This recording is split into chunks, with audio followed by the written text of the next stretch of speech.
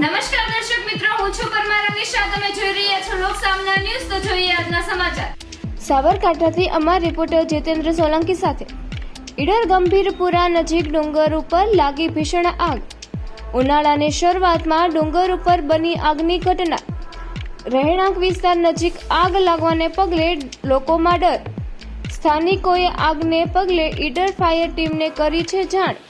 ડુંગર વિસ્તારના 2 જવાબદાર ફોરેસ્ટ બાબુઓ કુંભકર્ણની નિંદ્રામાં.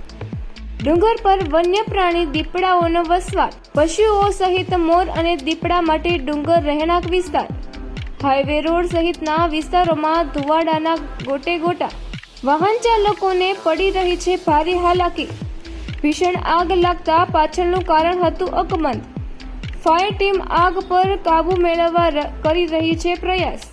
તો ફરી મળીશું એક નવા સમાચાર સાથે. ત્યાં સુધી જોતા રહો લોકસામના ન્યૂઝ.